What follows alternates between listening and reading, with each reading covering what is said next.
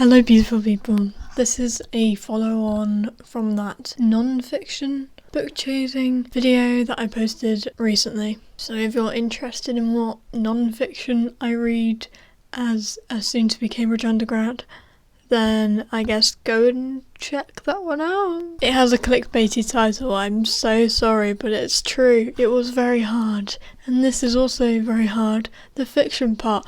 Which fiction books do I choose that I want to lend to people, to show, to decorate my room with? So I essentially just talk about some books to make me look pretentious that I can put in my uni room.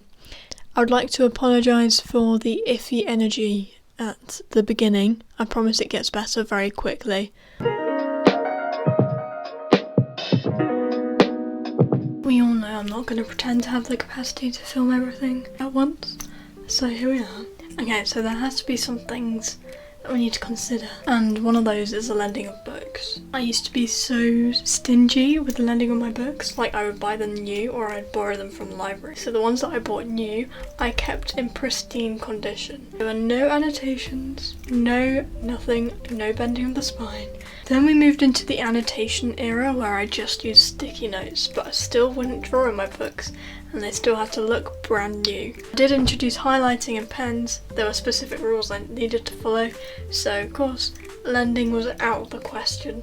But fast forward to now and I'm like, I've bought this book. This is my book. I'm gonna make it mine. It also means I've actually read a much broader range of books than I usually do because my book friend and I essentially have a shared library. And a lot of my books are secondhand anyway now, so it's not like they're pristine to begin with. Already on the St. Cat's group chats, I've been offered to be allowed to borrow 2 books from 2 separate people. Obviously that's not contractual. I'm not holding them to it because they've never met me, I've never met them. But I can kind of see myself thrusting books onto people now. I think sharing books is a good way to share what you're interested in. So that's what I'm going to be considering when I'm choosing my books. I'm going to get into the fiction books now. Obviously I'm not going to go through all my fiction books because that would be ridiculous. I'm going to pick out some ones that I might consider or I definitely won't be considering. And we can carry on being chaotic. Trying to sort these into kind of groups that I can go through. First one being mythology. I love mythology. I've got mostly Greek mythology and one Norse mythology book. I'm thinking I'll definitely bring at least a couple of these. First ones that really got me into Greek mythology: Mythos, Troy, and Heroes. So I've got all 3 of them. I think the one that would make sense to bring if I were to join like a classics group or society or something would be Mythos, but it's quite big, so I don't know whether I will. Stephen Fry is also coming out with a new book, I think it's Odysseus. I don't know whether it's already out or is it coming out in October. I'll check, but I might have to go buy that with money that I save at uni. So maybe I'll buy that one and then I'll take that one back to my room. Then we have another one which isn't a fictionalized retelling. It's just Norse Mythology by Neil Gaiman. I read this quite a while ago, so I don't really remember much Norse mythology, but I also have a Penguin book on Norse mythology on my Kindle, so I'm gonna read that one soon, and this has a nice little spot on my bookshelf, so I don't think I'll be taking it yet, but maybe if I get back into it, I'll bring it next time. One that I'm not gonna take is Lore. This is kind of a young adult one, which is a bit like the Hunger Games, kind of, but with Greek mythology and the gods in a modern setting, but I don't think I was that excited by it and it was a while ago. So I've got 2 Jennifer Saint books at the moment. I still need to get Ariadne, unless I already have Ariadne and it's wrapped up and I can't remember. I have Atalanta and Electra. I much preferred Electra to Atalanta. I read them both very quickly. I think if I were to take one I would take Electra, but I don't think it's at the top of my list, mostly because we've got Madeline Miller and obviously everyone loves these books, but I still want to take them because I really want to read. Actually, I want to read both of them again. I wasn't focusing much when I read The Song of Achilles, so it didn't hit me as hard as I think it could have, but I actually prefer Circe for the quality of writing, so I'm definitely going to take Circe, and it's very pretty as well. My final one is Margaret Atwood's The Penelopiad. Yep, good job me. I didn't enjoy this one as much as I thought I would, considering how much it was recommended, but I didn't think it was very unique, and It was a very quick read, obviously it's quite thin, but I won't be taking this one. Am I going to take a ton of books just because autumn, dark academia vibes? Yes, one of them being Babel. I would like to thank Viv for giving me this edition because I would not have bought myself the hardcover one, but look how pretty it is. I read this very recently, so I'm not rereading it, but I just need that shininess, that silvery, I just need it. I know, or can I? Because it's set in Oxford, can I do that? Is that allowed? I don't know, I might have to think about it. Can I take Babel even though I'm going to Cambridge instead of Oxford? Or is that blasphemy? We've got more on the dark academia side. This one's very obvious, The Secret History by Donna Tartt. I have read this one. I mean, that's just classic, which means I feel basic if I put this on my shelves. It was insane to read, especially in like the autumn winter months. It didn't knock me out of the park. It wasn't revolutionary for me. I wouldn't read it again right now, but I actually don't think I will take it. Like, that is obviously just putting that on for show. I'll just hope that one of the wrapped books I take is We Were Villains. One that I'm definitely have to take is Good Omens because I love Good Omens and I love it.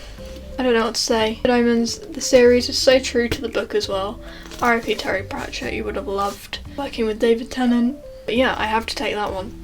Got Crime and Punishment. I've been meaning to read like the Brothers Karamazov and other Dostoevsky. But I can't, Wordsworth have stopped doing like this artwork on the cover and replaced it with ugly ones. So now I need to go hunt for the Brothers Karamazov with this cover, so it's like a set. These two I've lent to my friend, so it has both of our annotations in. Although the spine is destroyed, I might still take this one because, well, I also have one by Nikolai Leskov, who is another Russian author from around the same time, and this has one of my favourite quotes from a classic book in, which is, "Shut up, you communal snuff box." I got this book for free from outside a pub, so it was a completely random read, but I actually quite enjoyed some of them.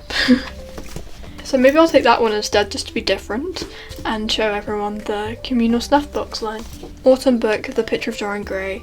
This took me a long time to read actually. I felt very, very academic reading this.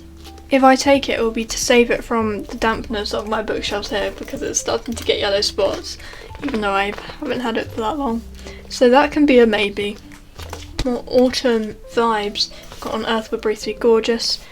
A beautiful book, and I kind of want to read some passages again because people say they cried and I didn't cry. I think maybe I was on holiday in summer and I was reading it in the wrong place, so maybe I'll take that. A more recent read was I Who Have Never Known Men. This is like a mindfuck book. I so want to know what was behind all this, but I don't. Maybe I'll bring this one to shove on other people and be like, help me figure it out. I've got Sula by Toni Morrison. It's a lovely floppy book. Toni Morrison won the Nobel Prize in Literature, which is why I wanted to buy her books and all of these covers. May I just say, favourite publishers for the aesthetic is Vintage, the Penguin brand, and Picador. So I have those, all my Picador and all my Vintage versions just stacked up together, and it's lovely. I can't lie, wasn't one that I was particularly enthralled when I was reading, so I'm gonna leave this one here. Murakami. I still haven't read any more of Murakami, and it's been 2 years since I've read this book. 2 years. I felt so aesthetic. I even have, that's a leaf from 2 years ago when I went to London and decided to be aesthetic reading this in the park. So that's memories. Maybe I'll bring that because it's autumn and it can go alongside Ocean Vuong and we can enjoy the autumn vibes. I'm gonna have to reevaluate this whole thing when it comes to space in the car. I'll be optimistic for now. Final ones I'm going to go through for now because I don't think I'll be considering the other ones. Mostly because obviously I want to bring books that I haven't read so I can read those. I've got 2 books by Osamu Dazai. I told myself I would look up how to say his name properly and I forgot. I'm sorry. But they go quite nicely together. I brought them separately. No Longer Human is the one that most people know of. And Self-Portraits, it's kind of lots of short stories which are semi-autobiographical. I I can say that word, I promise.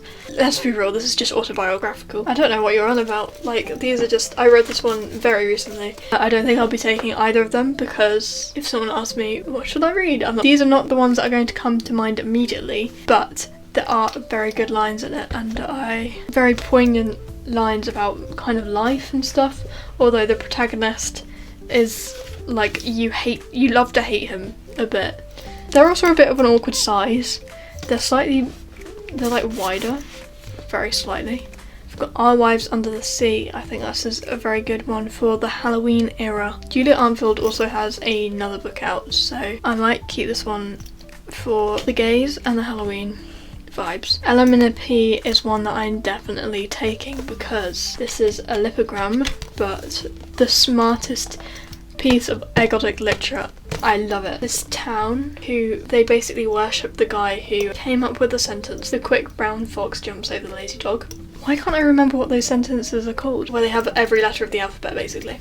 The letters fall, they start to fall off. They take this as a sign that they're not allowed to use those letters anymore in writing, in speaking, in just anything.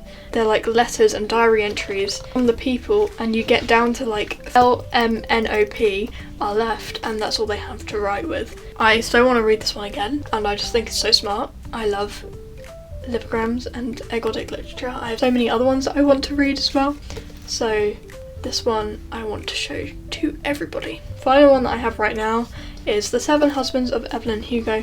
I remember sobbing so hard, and I'm so mad that I didn't like annotate this one at all because I was still in my obviously pristine book era.